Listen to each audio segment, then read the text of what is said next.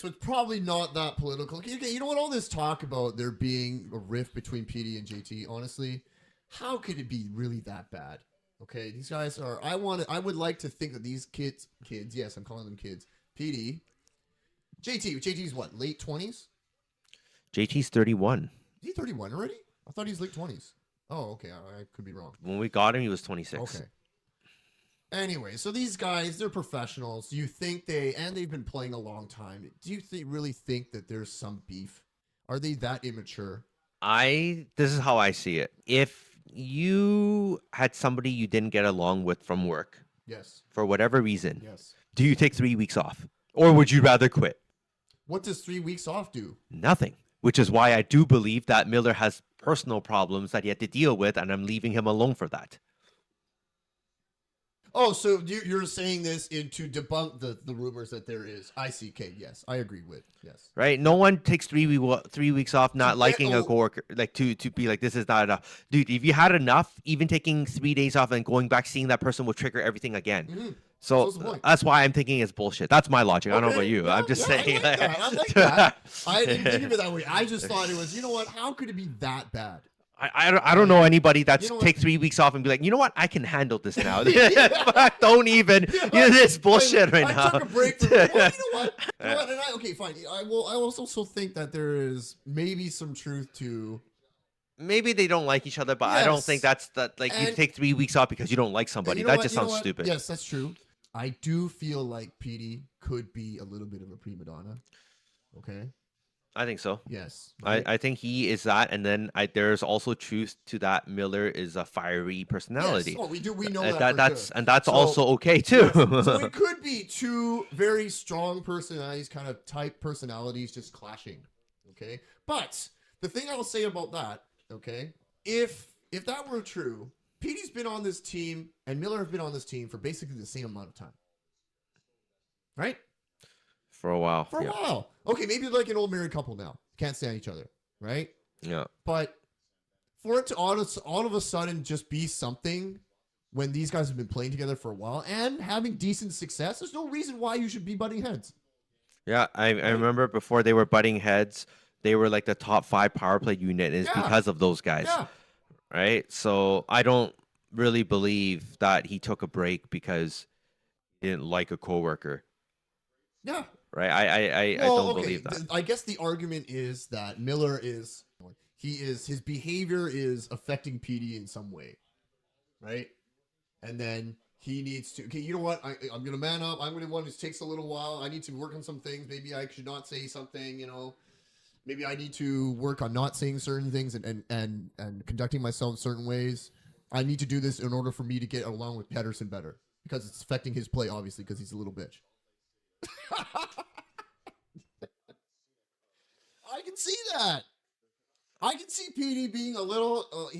I can see him. Oh man, this is uncensored.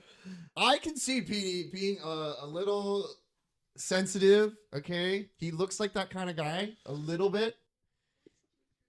Yeah, but everything I've seen from this player, watching him for the last 2018, 19, yeah, no, was it 1920? Anyways, last 5 years or whatever it has been, this kid seems like a mature adult. He looks like maybe he just knows how to say the right things in front of the camera. Okay, but when he first came here, he was telling us, "Hey, this is who I am. I want to win. I'm dedicated to winning. I really want to win in Vancouver." I took that to heart. I was like, "Okay, I like hearing this." Me too. So I don't know. Petey is not just in the rumor mill because Elliot Freeman decided to start shit. It's it's I don't know. I think if there's a little truth to something, there's always a little truth to something. So for sure, I don't mean the truth between Petey and Miller or whatever. I think this is just solely Petey's playing like shit, and you signed this $11.6 million contract, right, per year for 8 years, and only the first year doesn't have a no trade or no movement clause. That's the only reason why there's this talk.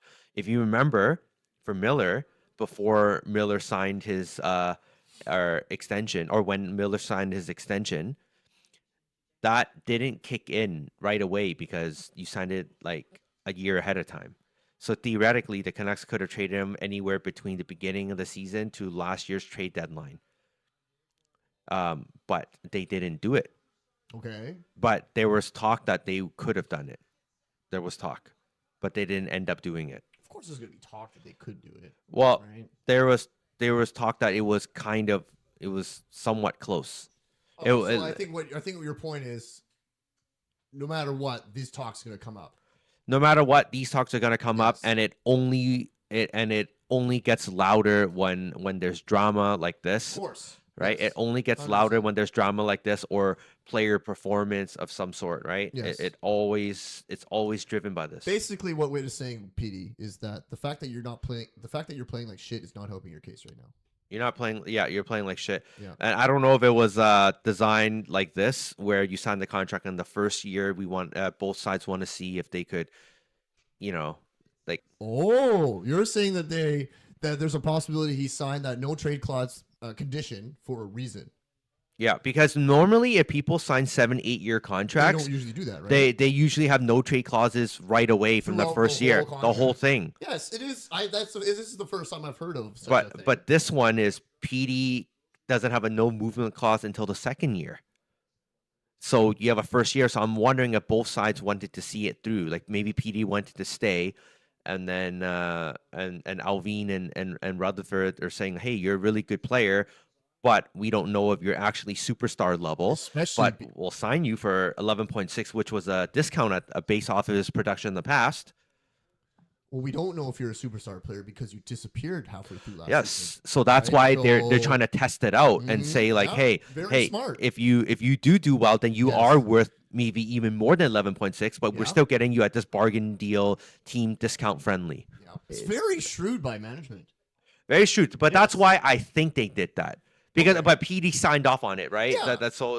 I guess it means that both sides had to have been like, because if PD really wanted to be here 100% for the whole 8 years, you would have had a no trade clause on that first year too.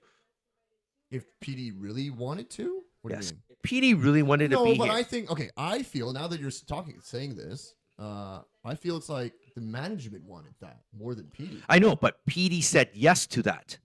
If PD didn't want that and he wanted to be here for all 8 years, he would have fought for it. What if management is like, well, no, you're not getting this money unless you agree to that? Yes. So what I'm saying is PD did agree to it, but I don't think. You don't think he would have agreed to it and signed off on it if he really didn't want to? I don't know. I just feel like this is way more of a management's decision than PD's decision to do this. And I think PD just said yes because he's probably thinking like, what happens if I do shit the bed? I'm going to hear it every day from the market. So maybe this is a good thing. Well, that's probably how they spun it to him. And probably how his agent spun it to him.